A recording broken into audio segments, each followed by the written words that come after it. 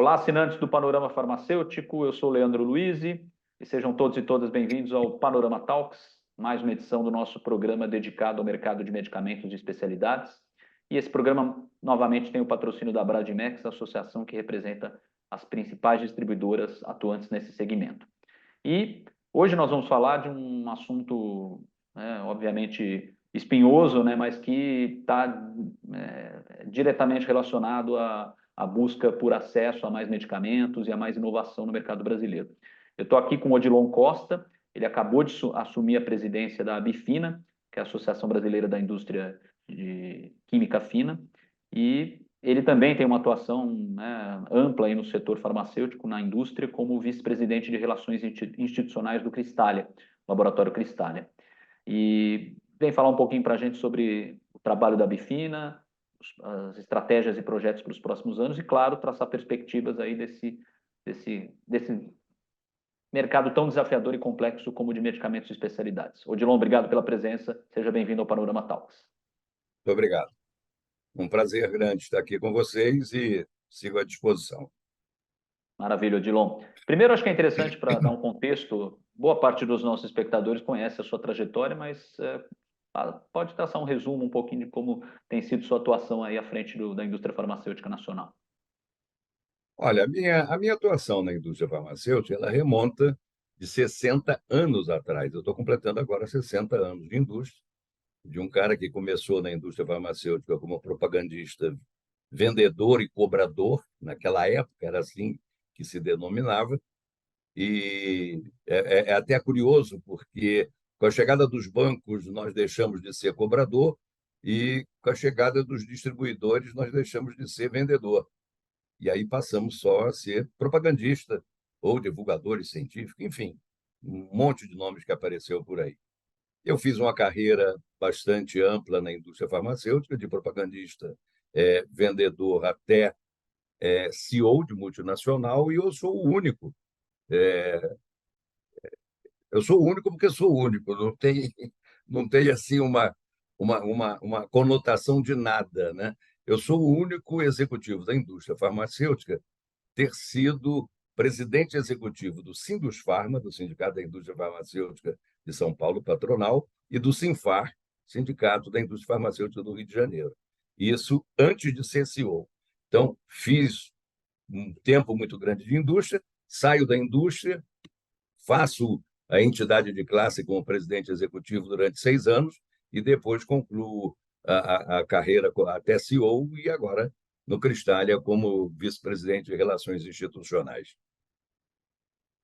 Bacana. Então, bom, você tem essa dupla trajetória aí como executivo e como dirigente, né, setorial. Eu acho que é Sim. interessante esses dois pontos de vista. E agora esse novo desafio à frente da Bifina, né, o mandato até 2026. Me fala um pouquinho, Odilon, eu acho que é legal a gente já partir para os desafios, né, com os quais você vai se deparar, eu já se deparou nesse mercado de medicamentos e especialidades. A gente tem, obviamente, uma situação, né, que ficou mais escancarada na pandemia, que é a dependência de matérias-primas do exterior, né? Mercados como China, Índia, fornecem praticamente mais de 90% aí dos insumos que permitem a produção de medicamentos no Brasil. Mas me fala um pouquinho desses desafios, da agenda da Befina e como isso, obviamente, como você vê o cenário de medicamentos e especialidades no Brasil. Eu vou começar pelo começo, né? O negócio é o seguinte: existe medicamento sem matéria-prima, sem IFA, sem o ingrediente farmacêutico ativo? Não. Então, tudo começa com a matéria-prima, tudo começa com o material de partida, tudo começa com desenvolvimento químico, farmoquímico ou biotecnológico, seja lá qual for, para se produzir o IFA, e daí, então, é que vai aparecer o medicamento num determinado momento. Quando eu assumo a Abifina, em razão da experiência anterior nas entidades de classe, a gente precisa ter a seguinte noção: são muitas as entidades de classe, são inúmeras. Sindusfarma, Sinfar, Farma Brasil, Progenérico, Abifisa, Acessa e a Bifina no meio disso aí também. Então, essas entidades de classe, Na minha visão, elas não são competidoras. Na minha visão, nós não estamos aqui concorrendo ninguém com ninguém. Cada um tem que ter o seu mote, cada um tem que ter o seu objetivo princípio. E a Bifina, ela foi criada essencialmente há 36 anos atrás, na busca do proselitismo da defesa dos produtores do IFA e da internalização da produção local do IFA. E essa tem sido toda a nossa luta. Dentro disso surge um mote muito forte lá atrás, e que a Bifina se fez notória ao longo da sua vida. Qual é esse mote? O mote das patentes. Então, de verdade, a Bifina é uma entidade de classe brasileira e que tem no seu corpo diretivo, na sua diretoria na sua equipe, uma especialização que é na defesa das patentes farmacêuticas. Ora, por que a gente fala de patente? A gente fala de patente porque o país, a gente sabe disso, né? Às vezes a gente esquece, mas a gente sabe que lá em 1970 o país deixou de respeitar a patente farmacêutica. Quer dizer, deixou de respeitar? Não. Foi tirado do Código de Propriedade Industrial patente farmacêutica. E foi aí que nasceu a maioria dos laboratórios farmacêuticos brasileiros. Até então, o mercado era composto só por empresas internacionais. E aí surgem as empresas nacionais, todas elas, ou quase todas elas, ou a maioria delas hoje, completando 50 e poucos anos. Estamos falando de todas, são poucas as exceções com mais do que esse tempo. E aí, em razão disso, no Brasil, nasceu a figura do produto similar. O que era o similar? Não tinha mais a patente, os produtos poderiam ser copiados, eram copiados e lançados como similares. 26 anos depois, a gente descobre que veio a nova lei de patente e, dentro da nova lei de patente, veio a lei de genérica. Aí nasce o genérico, que está aí agora com 25, 26 anos, mais ou menos, e essa é mais ou menos a composição da história. Quando você cita, né, que o país importa 90%, são as estatísticas disponíveis, de insumos farmacêuticos para produzir os medicamentos, o interessante nesse 90% é que está faltando 10 para 100. E que 10 é esse que falta? É aquele que a gente já produz localmente. Por exemplo, o país importa 90%. O Cristália é uma empresa na qual eu represento também, que produz 60% dos seus próprios insumos farmacêuticos. Talvez seja a maior produtora local de IFA, o ingrediente farmacêutico ativo. Então, basicamente, na Bifina, os grandes desafios quais são? A palavra de fundo de todos nós, imagino, sem nenhuma exceção, a palavra de fundo é acesso. Nós não existimos se o motivo maior não for o acesso. 2 tipos de acesso: acesso para quem tem dinheiro e acesso para quem não tem dinheiro. E o acesso tem que ser universal. E é universal em que sentido? Existe uma coisa chamada SUS, que é o Sistema Único de Saúde, e que cuida, e que agora está com um olhar muito voltado para as doenças raras, para as doenças negligenciadas, etc., etc., mas essencialmente para todas as doenças. E, pelo que me consta, não existe tratamento de doença nenhuma no mundo que não seja essencialmente pelo medicamento. Medicamento e outros recursos mil, mas o medicamento é uma presença muito marcante em todos os tratamentos, né? Seja ele qual for. E a Bifina tem a defesa dos interesses nacionais e um pano de fundo maior disso tudo é poder de compra do Estado. Poder de compra do Estado, ninguém compra mais do que o Estado, ninguém tem mais dinheiro do que o Estado para comprar, e o Estado compra e, através do SUS, distribui. E isso é constitucional. E por que é constitucional? Porque está lá na Constituição, no capítulo 7, Ciência, Tecnologia e Inovação, nos artigos 218 e 219, tem lá um recadinho para a gente dizendo assim: com o poder de compra do Estado, forma-se o mercado interno. E tem uma coisa linda escrita na Constituição que diz assim: o mercado interno é patrimônio nacional. É patrimônio nacional e serve de base do quê? Serve de base para o crescimento das indústrias aqui localizadas, seja de que origem de capital tiver, para que a gente seja verdadeiramente o produtor, não só de IFA, como de medicamentos e de todos e tudo aquilo que compõe o arsenal terapêutico de acesso para quem dele precisa.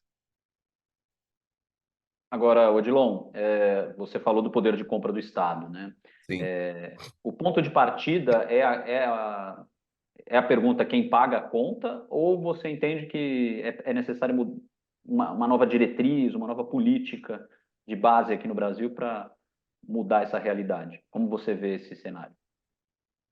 Esse cenário, para mim, é muito claro ele, né? É muito claro porque existe uma coisa chamada saúde pública, existe uma coisa saúde privada, né? E aí o que a gente sabe é que, isso é claro, eu publiquei um livro em 98 que diz assim: o Brasil tem remédio. E nesse livro eu digo: o Brasil tem remédio, mas nem todo mundo tem acesso. E o acesso, naquela época, era o acesso pelo dinheiro. Quem tem dinheiro compra, quem não tem dinheiro não compra. E eu digo sempre o seguinte: o chá da receita não cura. Não adianta você ir ao médico, receber uma receita e fazer um chazinho de infusão para tomar o chá da receita. Você tem que ter acesso ao medicamento. E o país, da Constituição para cá, tem uma coisa linda chamada SUS, que é o Sistema Único de Saúde. E esse sistema de saúde, que é universal, e além de ser universal, ele é quase que único no mundo. Baseia-se no modelo da Inglaterra, e depois não existe país no mundo com mais de 100 milhões de habitantes que tenha um sistema único de saúde exuberante que nem o nosso. As controvérsias, às vezes, estão no seguinte: olha, eu estou falando de SUS, mas eu sou um homem de mercado. Eu não sou um homem de saúde pública, mas eu tenho a visão da saúde pública. Por quê?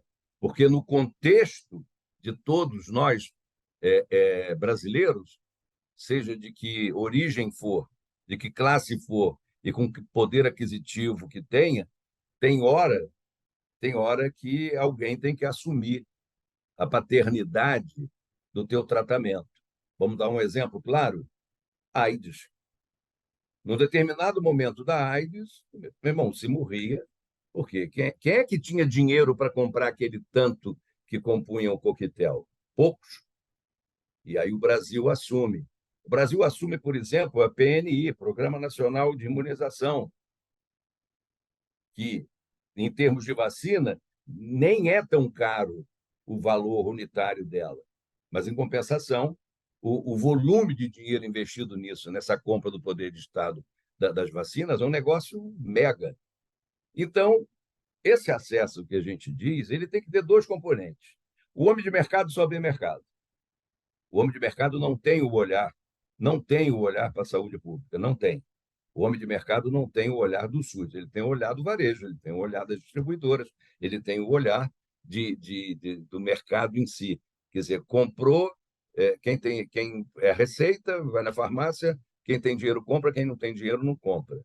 Essa questão do dinheiro é uma coisa tão fantástica, né, que quem encosta o umbigo no balcão da farmácia, como dizia lá atrás o Pedro Zidói, o grande líder do segmento varejista, o Pedro dizia: aquele que está com o umbigo no balcão da farmácia é que sabe das coisas. E às vezes a gente, encostando o umbigo no balcão da farmácia, a gente sente quão dramático é a questão do preço. E olha que o genérico chegou, o genérico está aí, o genérico ampliou de uma forma exuberante o acesso da população brasileira, principalmente pela questão de preço, e ainda assim tem gente que chega e diz: pô, mas continua caro, eu não tenho dinheiro. E isso é uma coisa tão maluca, né? Porque quem não tem, estou falando de acesso, né? Quem não tem dinheiro estica a caixinha. Isso é uma loucura. O que é esticar a caixinha? Você vai ao médico e o médico te prescreve 3 comprimidos ao dia de um determinado produto. E você descobre que a caixinha não tem 30 comprimidos. Ou melhor, nesse caso aqui, 90 comprimidos. Tem menos de 90. Se é 3 ao dia, e você vai ter que tomar durante um mês ou durante 7 dias, o múltiplo de 3 tem que estar na caixinha. E se o cara compra uma caixinha com 15 para tomar 21, ele faz a mágica. Qual é a mágica? Ele estica a caixinha. No primeiro dia ele toma 3 comprimidos, no segundo dia ele toma 2, no terceiro dia ele toma 1, depois ele volta a 3. Rapaz, e não é que a caixinha de 15 comprimidos durou um mês? Só que na hora que essa caixinha dura um mês, surge uma coisa chamada subdosagem terapêutica. Está se tomando menos do que o prescrito, menos do que aquilo que se deve tomar. E aí a conclusão desse lance é um só: não cura, não alivia. Né? Então, nós precisamos dar um acesso em plenitude. Eu estava passando ali pela AIDS, e passando pela AIDS, eu dizia o seguinte: e aí foi plenitude, todo mundo que tinha doença tinha um programa que simplesmente dava. O câncer agora é assim, né? A asma agora é assim, tem um monte de programas sociais, mas aí a pergunta é a seguinte: mas quem é que vende isso? É quem vende a indústria farmacêutica. Vende em vários canais de distribuição. E esses vários canais de distribuição, convergindo a um ponto único, que é o consumidor, amplia o acesso. Amplia o acesso comprando, recebendo, e vai por aí afora. Bom, Odilon, dentro desse cenário, tá? Considerando o que você nos passou, a política nacional, né, de valorização da indústria farmacêutica, o CNDI, o NIB, são os pontos de partida para a gente realmente mudar esse contexto? Olha, eu acredito que é um bom ponto de partida. O nosso problema maior, estou falando de país, qual é o problema maior? É que nós temos, ao longo da nossa história recente, muitos pontos de partida. Nós somos como um caleidoscópio, uma roda gigante, um negócio diferente, porque tem troca de governo. Na troca de governo, tem troca do presidente, tem troca do ministro, tem troca do secretário, tem troca do Ministério da Saúde, tem troca disso, troca daquilo, troca daquilo. A maioria das nossas empresas, a maioria das empresas que compõem o segmento farmacêutico, os donos são os mesmos desde sempre, desde que inauguraram, há 50, 60 anos. Mas o governo não nos oferece a continuidade, porque às vezes falta política de Estado. E na dificuldade de não ter uma política de Estado, aparece a política de governo. E a política de governo é um pecado capital. Por que é um pecado capital? Porque quando o outro governo vem, não reconhece e diz: acaba com isso porque não fui eu que fiz. Nós, do segmento, ficamos atônitos. Nós, das entidades de classe, você não sabe o sacrifício que é para contar para o de plantão, para o novo que acabou de chegar, as coisas que ele não sabe e que nós estamos aqui. Quer dizer, é ponto de partida para ele, para a gente não. Eu estou dando a repartida. E nesses 60 anos eu já fiz isso à exaustão. E falta, quando eu falei ainda há pouco da AIDS, ali é um programa de Estado. Aí a PNI, Programa Nacional de Imunização, é de Estado. Então, essas coisas que conseguem ser política de Estado, elas são mais perenes, elas são mais seguras para a população, para o todo. Eu dizia ainda há pouco que em 1970, né, isso até por ser velho, a gente sabe da história, eu não sei da história lendo, eu sei da história vivendo. O Brasil, em 1970, tinha uma musiquinha do Miguel Gustavo que dizia: 90 milhões em ação, avante Brasil do meu coração. Quando o Brasil foi tricampeão de futebol no México, nós éramos 90 milhões em ação.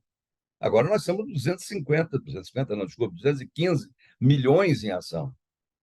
Nós dobramos e mais alguma coisa. Evidentemente que eu preciso dar acesso a esses que chegaram. E, aparentemente, chega muita gente fora do mercado. Muita gente chega fora do mercado. E a pergunta é a seguinte: e aí? São trabalhadores. A grande discussão desse momento é a seguinte: a saúde faz parte da economia nacional. A saúde faz parte da economia nacional e nós somos parte importante desse segmento da saúde. Aliás, hoje o que se diz, né, capitaneado essencialmente por uma fala e por uma direção do Carlos Gadelha, que é o secretário de Ciência, Tecnologia e Insumo Estratégico do Ministério da Saúde, é que hoje nós conseguimos mostrar para o país que nós juntos, indústria farmacêutica e todos os outros segmentos que compõem, nós representamos quase 10% do PIB. 10% do PIB. Agora, individualmente, cada um de nós representa muito pouco, representa 1,5%, 2%, 3%, vai por aí afora. Mas quando você junta no capítulo saúde, que é o que está se discutindo hoje, complexo industrial da saúde. Esse é o grande complexo que abarca aproximadamente quase 10% do PIB. É de uma significância. Pô, um trabalhador doente, um trabalhador sem acesso ao medicamento que lhe foi prescrito, ele é improdutivo, o absenteísmo aumenta, e a gente tem que entender que com saúde o país é outro. Com saúde o país é outro. Então, eu estou entendendo que esse momento é um momento mais adequado. E como você falou, é um ponto de partida, mas é a partida de novo. Essa partida já foi dada. A partida é dada, enguiça, aí depois tem que empurrar, agora estamos dando a partida de novo. O dia que a gente entender que isto é para valer e que tem que ser perene, porque nós estamos mexendo com vida, estamos mexendo com seres humanos, estamos mexendo com os nossos concidadãos, nós mudamos a história desse país, da produtividade desse país. Por quê? Porque vamos oferecer saúde de verdade. Eu acho que esse é um momento que está sendo discutido. Uma série de ministérios juntos, capitaneado excepcionalmente pelo ministro Alckmin, que é quem está dando esse tom, não é? E eu acho que nós estamos no caminho certo. Aliás, convido a quem é do mercado, que ainda não prestou atenção nessas coisas que estão acontecendo, é importante entender para a gente ver como é que a gente consegue verdadeiramente conviver, viver e ter um resultado positivo. Eu estou falando das entidades de classe, sem competitividade, sem luta de protagonismo. Nós todos vamos ter que saber o que fazer, cada um no seu pedaço. A Bifina na dela. A Bifina, falando, como eu já disse, que esse vai ser mais ou menos a nossa trilha, poder de compra do Estado, PDP, produção de IFA local, né? A nova industrialização, e vai por aí. Nós temos exemplos fantásticos, que foi o exemplo do genérico, o exemplo mais recente. Com o genérico, a indústria cresceu, investiu, ficou muito mais poderosa, a Anvisa ficou mais poderosa, o conjunto vai se fortalecendo. E eu acho que nós estamos vivendo um excepcional momento. Se soubermos dar a ele vida longa e, e continuidade, eu acho que a gente consegue fazer um país diferente nesse viés da saúde, no viés da indústria farmacêutica e do mercado farmacêutico como um todo. E, Odilon, em que medida as patentes podem representar uma oportunidade ou ameaça para essa evolução? Olha, a patente é uma coisa boa, ao mesmo tempo garante, né, o direito de quem investiu, de quem descobre, de quem traz a nova terapia, mas o nosso país também experimentou uma situação diferente do resto do mundo, quando colocou na lei de patente um parágrafo único no artigo 40, e que prolongava no nosso país, diferente dos outros países do mundo, a patente. Quer dizer, a gente sabe que o ritmo de descoberta já não é tão acelerado como era antes, mas a gente sabe que todo dia, toda hora, surgem drogas novas de preços verdadeiramente significativos e muito altos, com acesso limitado à maioria dos brasileiros. E a política industrial que nós temos é a política do genérico, que não é nada mais, nada menos do que, ao vencer a patente, você poder ser capaz de produzir um produto igual, igual, tem que ser igual. Não pode ser nem melhor nem pior. Pior não pode ser nunca. Tem que ser, no mínimo, igual para poder receber o registro da Anvisa. Tem que ter bioequivalência e biodisponibilidade exatamente no mesmo traço. E aí, nesse momento, né, eu entendo que o momento é um momento, eu diria, propício para que a gente consiga dar um grande passo nesse sentido, no sentido de crescer, de trazer a industrialização, né? E é aquilo que eu disse, o acesso é a palavra mágica, porque eu, como homem de mercado, eu entendo que se eu vou lançar um produto e se ele não tiver acesso, eu faço o que com esse produto? Nada, né? Não vende, não prospera, não paga os investimentos, enfim. Voltando à questão da patente, a patente ela é um bem necessário.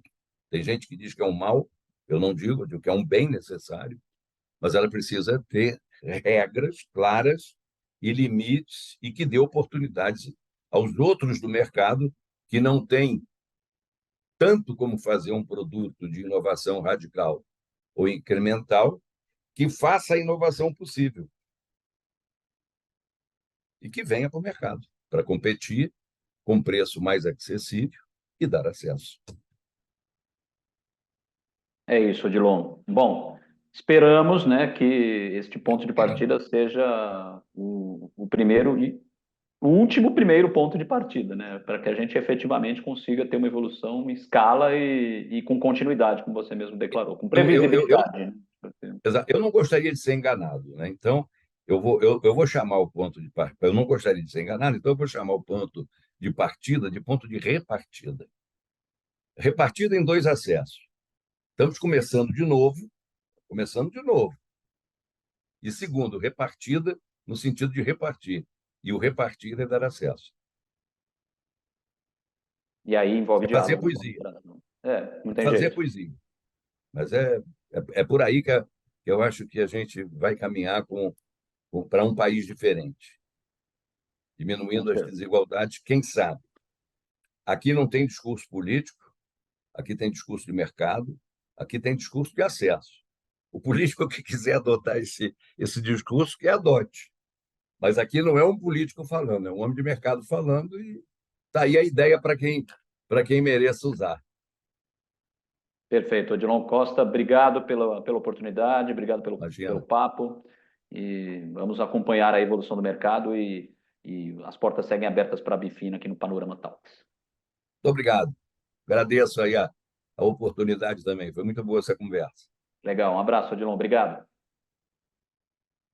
Espero que vocês tenham gostado demais esse programa, esse debate importante sobre o mercado de medicamentos e especialidades. E vou deixar aquela dica campeã de sempre, tá? Inscreva-se no canal, ative as notificações e acompanhe o Panorama Talks nas nossas redes sociais. Bom, fica a dica e esperamos você na próxima edição. Um grande abraço.